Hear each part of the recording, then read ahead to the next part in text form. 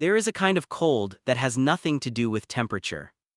It lives in the space between people, in the moment when someone looks through you instead of at you, in the silence after you speak and nobody answers, in the way a crowd can move around a person like water around a rock, not cruel, not kind, just completely indifferent to the fact that the rock is there at all. Maya had been living inside that kind of cold for so long that she had stopped noticing it. The way people stop noticing the hum of a refrigerator, it becomes the background, it becomes normal, it becomes the air. She was 31 years old and she had a job that paid her enough to eat and an apartment that was technically hers and a phone that buzzed sometimes with messages from her mother asking if she was okay and from her coworker Priya asking if she could cover a shift. She answered both the same way, fine, sure. She answered them while looking at the wall. This is not a story about someone who is obviously falling apart. Those stories are easier to tell. The person who stops showering, the person who cries in public, the person whose coworkers pull them aside with worried faces. Maya was not that person. Maya was the person nobody pulled aside because nobody thought to. She showed up, she did the work, she smiled at the right moments. She had mastered the performance of being fine so completely that she had forgotten there was a difference between performing it and being it. But the body keeps score. Hers was keeping it quietly in small ways. She had started eating dinner standing at her kitchen counter because sitting at the table alone felt like something she needed to brace herself for. She had rearranged her apartment twice in 3 months, not because she wanted different furniture placement, but because rearranging things gave her the feeling that something was changing when nothing was. She had started wearing her coat inside her apartment, not because it was cold. She could not explain the coat. She just felt better with it on. The winter that year came early. By November the streets had that particular gray color that makes everything look like a photograph with the contrast turned down. Maya walked to work in the mornings with her hands in her pockets and her eyes on the sidewalk, and the city moved around her in its usual way, which is to say it moved around her completely without registering that she was part of it. She worked at a small bookstore, not the big chain kind with the coffee shop attached and the gift section near the front. The real kind. The kind where the shelves go all the way to the ceiling and you need a ladder on wheels to reach the top ones, and the owner, a man named Gerald who was 70 and wore the same cardigan every day, had long ago stopped organizing the books in any system that made sense to anyone but himself. Gerald's system involved categories like books for when it rains and books you should read before you talk to me about love and books that will ruin you but in the right way. Customers either loved it or left immediately. The ones who stayed were usually the right kind of people. Maya had worked there for 4 years. She liked the books. She liked Gerald. She liked that the store smelled like dust and old paper and the faint trace of the jasmine candle Gerald lit every morning. She did not like how lonely it had become to stand in the middle of something she loved and still feel nothing touching her. That was the word she had started using in her own head. Nothing, not sad, not depressed, not broken, nothing, like a radio tuned to a frequency where no station was broadcasting. The equipment works, there is just no signal. She had tried things. She had signed up for a pottery class 6 months ago and gone twice and then stopped going because the instructor kept pairing people up and Maya always ended up as the third person in a group of 2, and she was tired of being the person who got folded into other people's pairs. She had downloaded 3 different apps, the kind with the taglines about connection and community, and used all 3 for approximately 1 week before deleting them because looking at other people's carefully arranged happy lives felt less like inspiration and more like holding her face very close to a fire. She had told herself, standing in her coat in her kitchen eating leftover rice, that she was fine with it, that people lived like this, that not every life had to be warm, some people ran cold, some cities ran cold. This was just the frequency she operated on now. She had almost convinced herself. The morning it changed, she was late. She was never late. She prided herself on this the way people pride themselves on small, reliable things when the bigger things have gone sideways. She left her apartment 7 minutes later than usual because she could not find her scarf and then found it on the hook where it always was and felt briefly furious at herself for the 7 minutes she had now lost. She walked faster than usual. Her breath made small clouds in the cold air. The sidewalk was slick in patches where the overnight temperature had turned yesterday's wet to something almost ice. She was not watching her feet. She was running through the list of things she needed to do when she got to the store. Call the distributor, restock the front table, tell Gerald that the leak in the back corner was getting worse. She had put a bucket there yesterday and by closing time the bucket had 3 inches of water in it. These were the things that filled her head now, the logistics, the list, the steady maintenance of forward motion. She did not see the man sitting on the sidewalk until she nearly walked into him. She stopped. He was sitting against the wall of the building at the corner of 5th and Clement, which was her corner, the corner she turned every single morning, and she had never once seen him there before. He had a sleeping bag pulled up around his legs and a cardboard coffee cup between his hands that had clearly been empty for some time because he was holding it the way you hold something that used to be warm. He was maybe 60, white hair. A face that had been outdoors long enough to look like it belonged outdoors. He was not looking at her. He was looking at the middle distance, that specific look that people get when they have been still for so long that their eyes have stopped being in the business of seeing things. Maya almost kept walking. This is the honest part of the story. She almost did the thing the city does, which is to root around, to flow past, to let her eyes find the middle distance too. She was late. She had the list in her head. She was cold, and the scarf she had wasted 7 minutes looking for was not as warm as she remembered it being. She stopped. She did not know, standing there on the corner of 5th and Clement with her breath making clouds and her hands in her pockets, why she stopped. She could not have told you in that moment what made this morning different from every other morning she had walked past people sitting against walls. She would think about it later and not be able to explain it except to say that something in the way he was holding that empty cup got into her before she could stop it. The specific sadness of holding something after the warmth has gone out of it. She knew that feeling, she knew it precisely. "How long have you been out here?" she asked. Her own voice surprised her. It had been so long since she had spoken to a stranger without a customer service reason that the sound of it in the open air seemed wrong somehow, too exposed, like speaking inside a church when you thought you were alone and then discovering you weren't. He looked up. He had brown eyes, clear ones which surprised her. She didn't know what she had expected. He looked at her the way people look at someone who has just done something they were not expecting. "Since about 4, he said, "maybe earlier." She looked at the empty cup in his hands. "Do you want coffee?" she asked.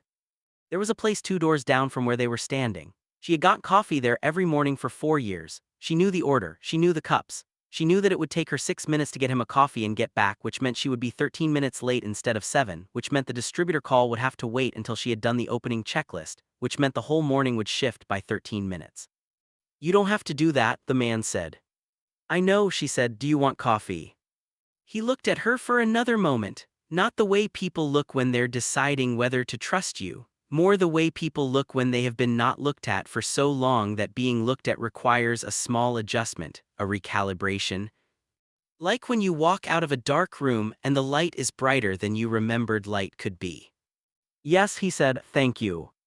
She went to get the coffee. She stood in the line she had stood in 1,000 times, and when she got to the front she ordered 2 coffees, one for him and one for herself, and then she stood to the side and waited. The person behind the counter, a young woman with a nose ring who had made Maya's coffee every morning for 2 years, glanced at the 2 cups and then at Maya and didn't say anything. Just nodded slightly, like she understood something had shifted. Maya carried the 2 coffees back to the corner. She handed one to the man. He wrapped both hands around it. She watched him feel the warmth go into his palms, and something happened in his face that was very small and also everything. She stood there a moment, holding her own cup, not sure what came next. "I'm Maya," she said. "Robert," he said. They stood in the cold together for a few minutes, which sounds small, which was not small. Maya was late to work. She stood there anyway. She drank her coffee and Robert drank his, and the city moved around them, and for the first time in a long time Maya felt like something was making contact. Not fixed, not solved, just contact, the specific warmth of being on the same corner as another human being who knew your name. She told him she had to go. She meant it. He nodded. She asked, without knowing she was going to ask it, whether he would be there tomorrow. He looked at the empty cup in his other hand, the old one, and then at the full one she had given him. "Probably," he said. She nodded and walked away. She was 13 minutes late. Gerald didn't say anything. He looked up from his book when she walked in and looked back down. She hung up her coat. She did not feel warm exactly. She did not feel fixed. But the nothing had developed a small crack in it, just wide enough to let one thin line of something else in, and she was not ready to name it yet, so she didn't. She just let it be there. She made the list. She called the distributor. She moved through the morning with the crack in the nothing still there, still letting the thin light through. She had stopped on a corner she had walked past 1,000 times and spoken to a man she did not know and bought him a cup of coffee and stood in the cold with him for 5 minutes, and the world had not changed. Except that it had. She just didn't know yet how much. He was there the next morning. Maya had told herself, walking home from the bookstore the night before, that she was not going to think about whether he would be there. She had made that small bargain with herself the way you make bargains with yourself when you already know you've lost. She thought about it the entire evening. She thought about it while she ate dinner standing at her kitchen counter.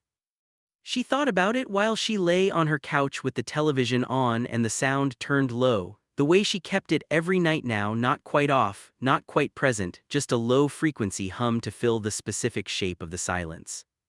She left the apartment 8 minutes early the next morning. Robert was at the corner of 5th and Clement, sleeping bag folded against the wall beside him, hands in the pockets of a coat that had been good once long ago in a different chapter of his life when coats got replaced instead of held together. He saw her coming.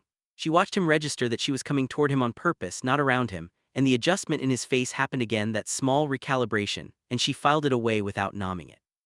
2 coffees, she had already bought them. She handed one over, he took it. They stood there again? The cold was worse than yesterday, a wet kind that got into the spaces between your layers and stayed. Maya turned up her collar. Robert just sat with the coffee between both hands, pulling the warmth out of it steadily. "Do you always carry 2 coffees?" he asked. "Starting today," she said. He looked at her for a moment in that way he had, the clear brown eyes measuring something without appearing to measure it.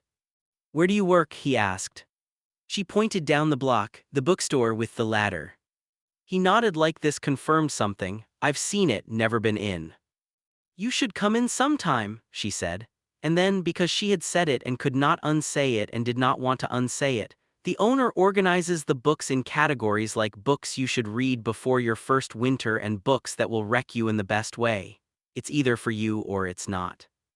Robert was quiet for a moment. "That sounds like it's for me," he said. She was late again, by the same 13 minutes. She was starting to think 13 minutes might be the exact cost of a small human connection in the early morning cold, and that it was the best 13 minutes she had spent in years. The days went like this. She brought 2 coffees. She stopped. They talked for a few minutes, sometimes longer, sometimes shorter, depending on the cold and the time and the way the conversation was moving. Robert was from Portland originally, he told her on the 3rd morning.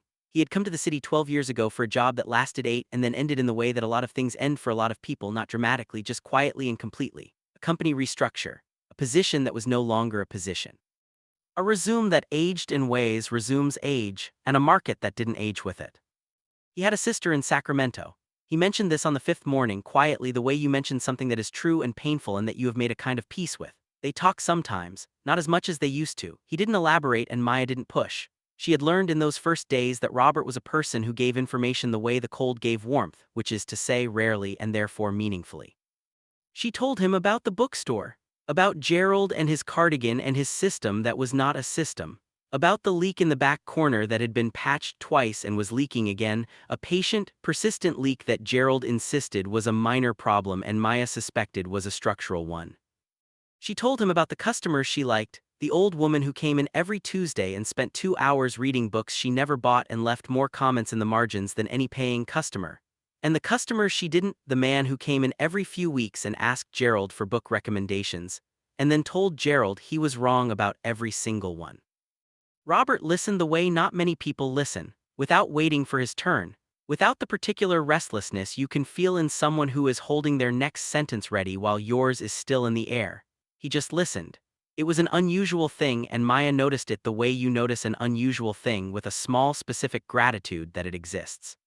She started staying a little longer each morning, 12 minutes, 15, once almost 20, which made her so late that Gerald looked up from his book when she walked in and said, "Coffee problem?" and she said something like that and he nodded and looked back down. Gerald had a gift for not asking more than the question required. It was on the 9th morning that she asked him about the shelter. She had been turning the question over for days. There was a city shelter 6 blocks away. She knew this the way you know things in your city vaguely, as a piece of geography rather than a resource. She had walked past it. She had never thought about it specifically. She was thinking about it specifically now. "There's a shelter on," she started. "I know about the shelter," Robert said. His voice was not hard, it was just level in a way that meant the door was not closed, but the conversation behind it was a different one than she was ready to have with 8 minutes of morning left. She adjusted. "Okay," she said. He looked at her. "It's complicated," he said. "You don't have to explain." "I know," he wrapped both hands tighter around the cup. "It's just complicated." She nodded and let it sit there. The thing about the cold that she was learning, not just the weather cold but the other kind, is that sometimes the right response to it is not to rush in with warmth. Sometimes the warmth that helps most is the kind that just stays present. That doesn't demand anything. That holds its position without requiring anything to be different than it is.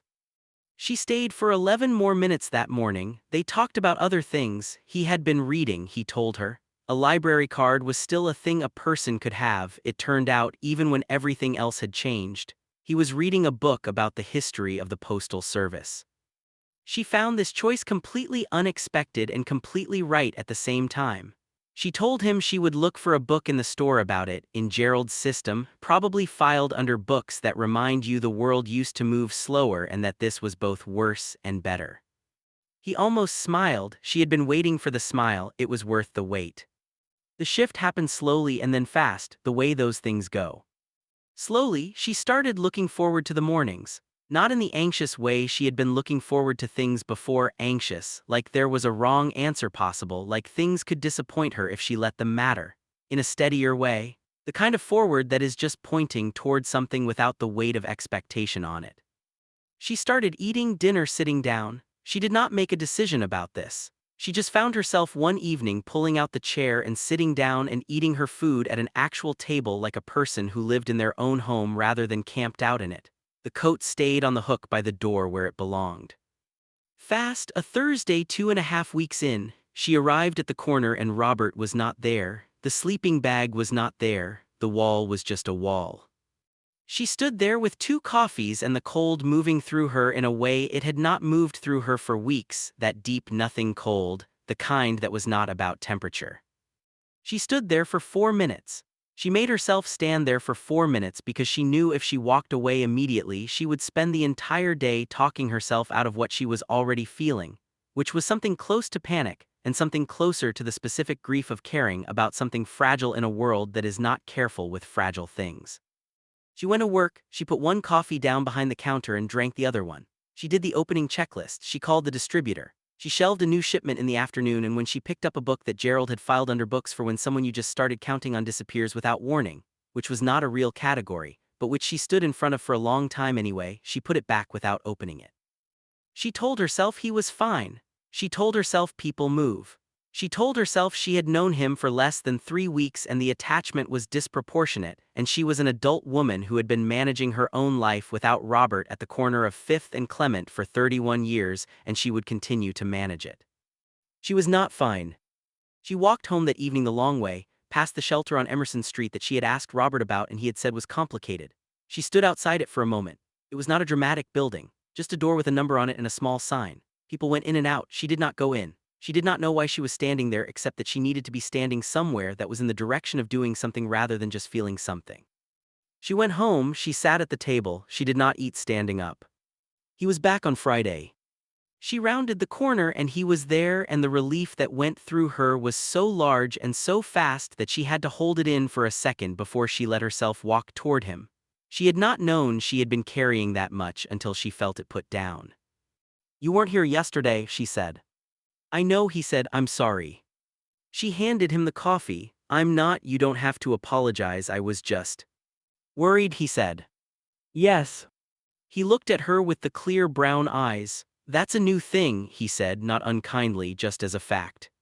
She understood what he meant. That somebody worrying about where he was, that being missed from a corner, that someone standing somewhere with an extra cup of coffee and a small specific grief. "I was at the hospital," he said. "Nothing serious, my feet." She looked down. He was wearing 2 different shoes. She had not noticed this before, or had noticed and let it become part of the background. "I've been asking around," she said before she had fully decided to say it. "About services, housing programs. There's one through the city. It's not the shelter, it's different, it's transitional housing. There's a coordinator you can meet with. There's no..." She stopped. She looked at him. He was watching her with something that was not quite amusement and not quite gratitude but was somewhere in the space between them. "Sorry," she said, "I don't want to." "It's okay," he said, "tell me about it." So she told him, Standing at the corner of 5th and Clement with 2 coffees and the cold moving around them and the city flowing past in its usual way, which is to say past them and also somehow around them like they had become their own still point inside the motion. She told him what she had found, the program name, the coordinator's name, the address, the process. He listened without interrupting, without the restlessness, just the way he always listened, which was like something she had been thirsty for without knowing thirst was what she felt. When she finished, he was quiet for a moment. "You did all that research," he said. "I had time," she said. He looked at the coffee in his hands. "Why?" he asked, not challenging, just honestly asking, the way you ask a question when you genuinely do not know the answer and you want to. She thought about the empty cup he had been holding the first morning, the way he had held it after the warmth had left it, the way she had recognized that, the specific cold of holding something that used to be warm. "Because you were cold," she said, "and I know what that feels like." He looked at her for a long time. "Okay," he said. She nodded, "Okay." "Call the coordinator," he said, "let's see what they say." She pulled out her phone right there on the corner. She called. She got a voicemail. She left a message with her name and number and what she was calling about, speaking clearly into the phone while Robert sat against the wall with the coffee and the city moved around them, and when she hung up she felt something she had not felt in a very long time. Not happy, not fixed. Useful. Like she was on the right frequency, and something was broadcasting back. The coordinator called back on a Monday. Her name was Denise and she had the voice of someone who had made this call several thousand times and still meant it every single time, which is a rarer thing than it sounds. Maya was at the store, restocking the back section when the call came through. She stepped outside into the cold alley behind the building and stood in the narrow strip of gray December light and told Denise what she knew, which was Robert's first name, his approximate age, the corner where he slept, the fact that his feet had landed him in the hospital last week. The fact that he had a sister in Sacramento he was not quite in contact with. Denise asked if Robert had agreed to be contacted. Maya thought about the corner that morning. She had told Robert about the call she was expecting. He had been quiet for a moment, the long quiet that she had come to understand meant he was actually thinking and not just pausing. Then he had nodded once and said, "You can give them what you know." "Yes," Maya told Denise, "he's expecting the outreach." Denise said someone from the program would go by the corner within the week. Maya thanked her and stood in the alley for a moment after she hung up, with the phone in her hand and the cold coming off the building wall and something warm moving around in her chest that she was not quite ready to call hope, because hope was a thing that could be wrong and she was not ready to be wrong about this one. She just let it be the unnamed warm thing and went back inside. She told Robert the next morning. He listened, he nodded. "Okay," he said. He kept saying okay. She had noticed this. The way he used it not as agreement exactly but as a kind of door he opened incrementally by degrees in a way that felt like the truest kind of trust, not given all at once, not performed, just extended slowly like warmth from something that has been cold for a long time and is heating up from the inside out. The outreach worker came on a Wednesday. Maya did not arrange to be there for this. She had thought about it. She had decided after actually thinking about it rather than just deciding from the feeling that being there would make it about her in a way that it shouldn't be. This was Robert's corner, Robert's conversation, Robert's door to open or not. She brought the 2 coffees that morning like always. The outreach worker, a young man named Theo, arrived while she was still there. He introduced himself to both of them. He shook Robert's hand. He shook Maya's hand. He had the specific quality of someone who has been trained to be warm and has also, somewhere along the way, become actually warm. So the training and the person are no longer distinguishable from each other. Maya finished her coffee. She said goodbye to Robert. She said nice to meet you to Theo. She walked to work. She was not 13 minutes late that morning. She was 19 minutes late and Gerald looked up when she walked in and said progress. And she said I think so, and he looked at her for a moment with the look he had, the one that saw more than it indicated, and then looked back at his book and said good. The waiting period after that was its own kind of hard. She still went to the corner every morning. Some mornings Robert was there, some mornings he wasn't, and she had to work at not letting the mornings he wasn't be consumed by the cold she had spent so long living in. She was getting better at this, not perfect, better. She would stand at the corner with the 2 coffees, and when he wasn't there she would drink hers and leave his on the wall beside where he usually sat, just in case, and then walk to work. When she came back at lunch and the cup was gone. She did not know if he had taken it or someone else had, but she chose to believe he had, and choosing to believe things she was learning was not the same as lying to yourself. Sometimes it was just how you keep walking. 3 weeks after Theo's first visit, Robert told her they had offered him a spot in the transitional housing program. He said it the way he said most things, without drama, as a fact being reported.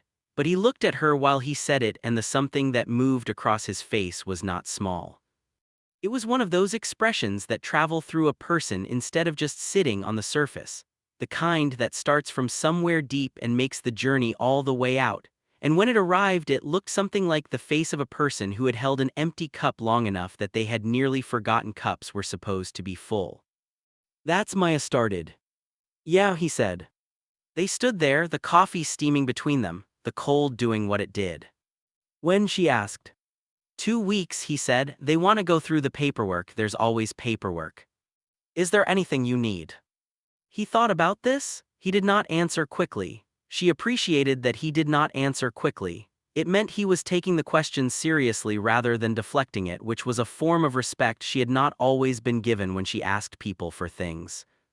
There's a place on Clement Street that sells decent second-hand clothes, he said. I've looked in the window. She knew the place. She had walked past it 100 times. Saturday, she said. He looked at her. You don't have. Saturday, she said. He almost smiled again. She was still keeping count of the almost smiles. She had gotten 3 full ones, and she held all 3 of them somewhere in her memory like objects she would not misplace. It went on Saturday. It was a small shop crammed with things, the kind of shop where the organization is similarly mysterious to Gerald's but without the literary underpinning. They moved through it side by side, and Robert was very quiet and careful about what he looked at, which told her something about how long he had lived with the practice of not wanting things he couldn't have. He picked up a dark blue sweater and put it back. She picked it up again and added it to the basket she was carrying. He looked at her. She looked at a rack of flannel shirts. He did not put the sweater back. They were in the shop for 40 minutes. They left with 2 sweaters, a pair of trousers that the woman behind the counter told Robert were his color, a winter coat that was good and warm and not worn down yet, and a pair of shoes in the right size. Maya paid. Robert said her name once in a tone that meant don't, and she said Robert in a tone that meant we already decided this. He did not argue. He carried the bag himself.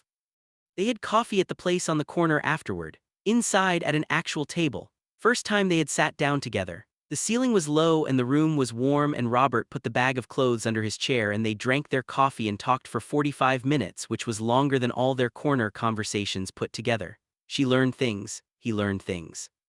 The conversation moved the way good conversation does, not linearly but associatively. Jumping from Portland to books to the postal service to her mother's messages, she kept answering with fine and what fine actually meant and what would happen if she answered differently. What would you say instead? Robert asked. She held her cup. I don't know, something true. That's a start, he said. She looked at him across the table. You sound like a person who knows about that. I know about saying fine when you mean something else for so long you forget what the something else was. He wrapped both hands around his cup. It comes back, he said, when you let it. She nodded. She did not say anything. The thing about 2 people who both know a particular cold is that they don't have to explain it to each other. They can just sit in the warmth and let the knowing be there between them like a shared language neither of them has to speak out loud. He moved into the transitional housing 10 days later. She knew the day. She had marked it not on a calendar but in the way you mark things internally, as a date that is also a small door, a before and after, a line in time you can feel.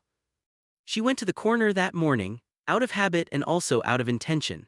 She made 1 coffee, not 2, and stood at the corner and drank it and looked at the wall where he had sat for however long he had sat there before she walked past the right way on the right morning, and she thought about what it meant that she almost hadn't stopped. How close it was. How the entire chain of it, the coffee, the Saturdays, the second-hand coat, Theo, Denise, the moment Robert said okay like a door opening, had lived inside the possibility space of one woman choosing on one ordinary Tuesday morning to stop walking. She finished the coffee. She walked to work. Priya, her coworker who texted her sometimes about shifts, was behind the counter when Maya walked in. Priya looked up. Maya was on time for the first time in weeks, and something in her face or her walk or the way she moved through the door must have been different because Priya looked at her for a moment with the slightly narrowed eyes of someone trying to locate what has changed. You okay? Priya asked. Maya hung up her coat. She thought about fine. She thought about what she would say instead of fine. She thought about Robert at a table that was his now, or would be for a while, eating breakfast in a building with walls that kept the cold outside where it belonged. "Yeah," she said, "actually yeah, I am." Priya looked at her for another moment. "Okay," she said, and went back to what she was doing, and it was such a small exchange and also not small at all. Gerald came in at 10. He had his cardigan and his book and his jasmine candle, and he paused at the door and looked at Maya the way he occasionally looked at her, with the full attention look that he didn't use often, and that meant he was actually seeing you rather than just registering that you were present. "New section," he announced. "I've been thinking about it, I want a section near the window." He walked to the front of the store and stood in the light and spread his hands apart to indicate a space. "Books for people who forgot what warmth feels like," he said, "and want to remember." Maya stood behind the counter and looked at the space Gerald was indicating, and then at Gerald, who was looking at her with the not asking more than necessary look. And she understood that Gerald had been watching these mornings more carefully than she knew, and that this was his way of saying something true without saying it directly, which was, she thought, exactly the right way to say it. "I know some books for that section," she said. "I imagined you might," he said. She called her mother that evening, not a text, a call. Her mother picked up on the second ring, which meant she had been hopping, and Maya thought about that, the specific kind of love that waits on the second ring, and felt something open up in her sternum that had been held tight for longer than she could track. "Hi," her mother said, "are you okay?" Maya sat at her table. She looked at the kitchen, the empty counter where she used to eat standing up. She thought about Robert in his transitional housing tonight. She thought about the corner of 5th and Clement tomorrow morning and how she would still stop there for a moment, out of habit, out of respect. Out of the understanding that the place where something changed deserves to be noticed. "I'm better than okay, actually," she said. Her mother was quiet for just a beat that meant she was receiving this information and letting it land rather than rushing past it to the next thing. "Tell me," her mother said. And Maya did. She told her about the corner and Robert and the coffee and the transitional housing and the second-hand coat. She talked for 20 minutes. She had not talked on the phone for 20 minutes in years. It felt like using a muscle she had let go unused for so long that using it again was slightly surprising. The body saying, "Oh, this, yes, we can do this," and it turned out they could, and the 20 minutes went by the way the right 20 minutes do, which is to say too fast and exactly as long as they needed to be. She hung up and sat at the table for a while in the quiet, not the empty quiet, the other kind. The kind that is not absence but is simply rest, the sound of someone who has been very cold for a very long time sitting finally in a warm room and letting the warmth move all the way through. She had not fixed anything, she understood this. Robert's road was still long and paperwork heavy and complicated in all the ways he had said it was complicated. She still had the code on the hook and the ceiling she stared at and the years of fine answering she would have to slowly unpractice. The nothing had not become everything. It had become something specific and warm and hers. The crack in the cold had let the light through, and the light once in had the characteristic of light everywhere, which is that it does not ask permission to spread. She went to bed at a reasonable hour. She set her alarm for the morning. She left herself enough time this time to stop.